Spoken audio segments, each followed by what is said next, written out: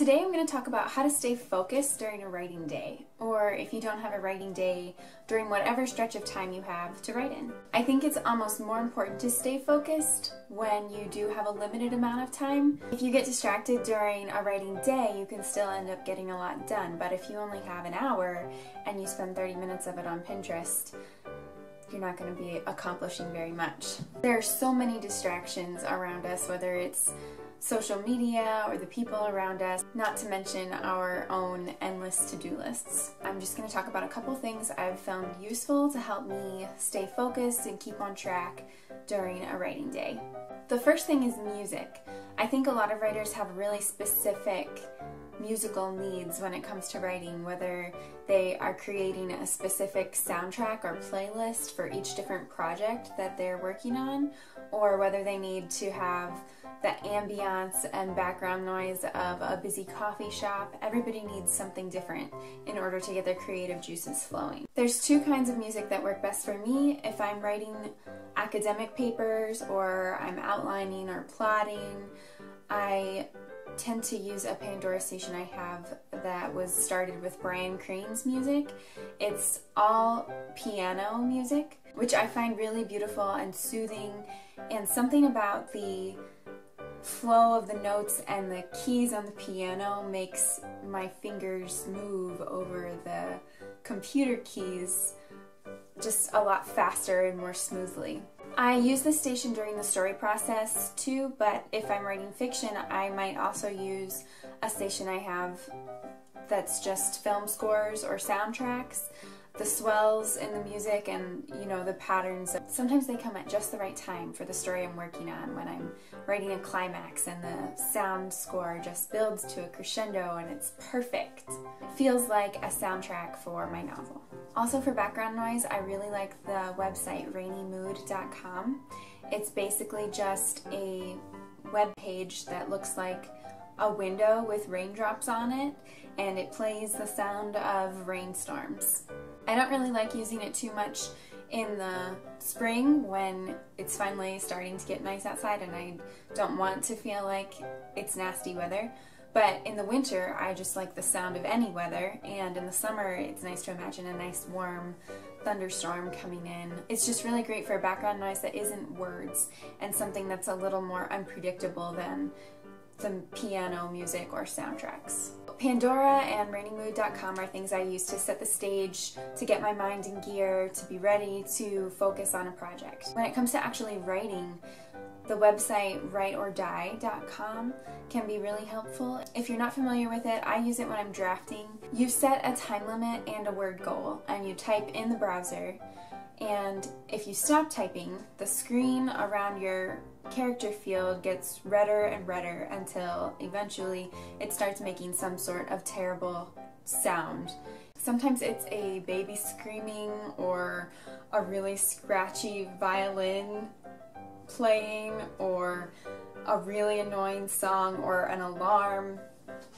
Whatever sound begins to play, it doesn't go away again until you start typing again. The idea is that you will type without stopping for whatever time limit you set for yourself, and hopefully you will reach the word goal that you set for yourself as well. To help with the distractions of the internet, one of my favorite tools that I have found is an extension for Google Chrome that's called Stay Focused. In the extension, you set a daily time limit and you add websites to both an allowed list site and a blocked list site. When your time is gone for the day, the extension no longer allows you to visit the websites that are on your blocked list. I have my time limit set at 30 minutes a day, and on my blocked list I have YouTube, Pinterest, and Amazon. If I'm gonna go to Pinterest or YouTube and waste time falling down the rabbit hole, at least I know I'll only be wasting 30 minutes per day max. There's also a nuclear mode you can use on that extension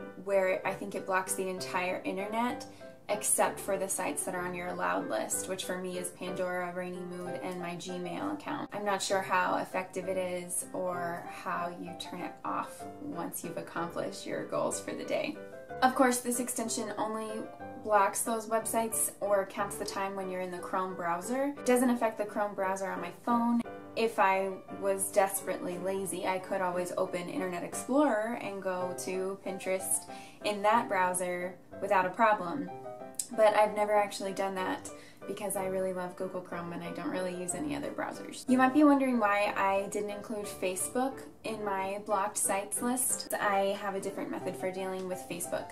I used to waste so much time on Facebook and just scroll through the news feed endlessly when most of it was just really annoying, you know, reposts and things from people that you don't even know but your friends know them, and things I don't care about seeing. It was a huge waste of time, and I actually considered even deleting my Facebook. I've lived in 3 different states and it's a really useful tool. Instead of deleting my Facebook, I found another Chrome extension that's called the Newsfeed Eradicator. And it does exactly what it says. It eradicates your newsfeed. When you go to facebook.com and you go to your newsfeed or you click home, it shows you a blank white screen and a quote about productivity or procrastination. It's really great because Facebook still works. You can still get to all of your groups, you can still see your notifications and your messages and your own timeline, but you're not wasting time endlessly scrolling through dumb reposts that you don't even care about in the newsfeed. And I actually find myself going to my friends' timelines to see what they're up to and to talk to them more often now than I ever did before. On my phone, I just kept the Facebook Messenger app and deleted the actual Facebook app itself, so I still get important messages that come in, but other than that, I just see notifications when I log into Facebook on my computer. I think for a lot of people, phones are a bigger problem and a greater distraction than the internet on a computer. Something about the small internet in your hand is just so much more compelling than the big internet that sits on your desk. What I did was I deleted any apps I had installed on my phone that I don't use or I don't need. There are apps that come with the phone in the app suite that you can't delete, like the NFL app or IMDb. I don't need those apps, but you can't delete them, so I disabled them.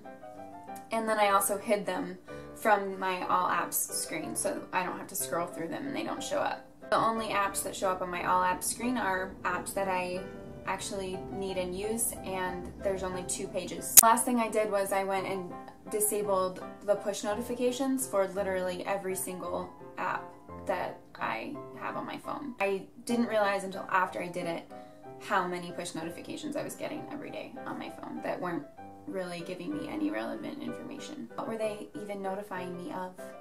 I don't know. I did install one app that's called Quality Time, and it's similar to the Stay Focused extension. You can add different apps to a blocked list or an allowed list, and you create different profiles. So I created a profile that's called a writing day or writing time or something to that effect.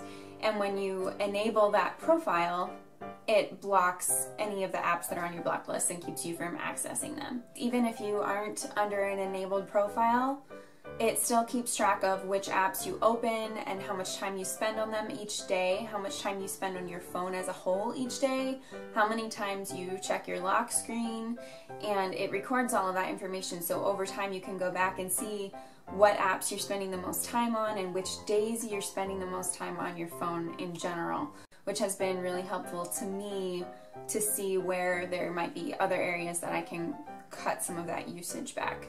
Those are all the tips I have for you today about how to stay focused when you are trying to get those words out or get those revisions done. I hope you found them helpful. If you did, please consider subscribing to my channel. And if you use any of the extensions that I talked about, I'd love to know what you think about them, or if there's anything else you do personally to keep yourself focused and on task. Let me know in the comments below or tweet me at I Belong in a Book. Thanks so much for watching. Cheers!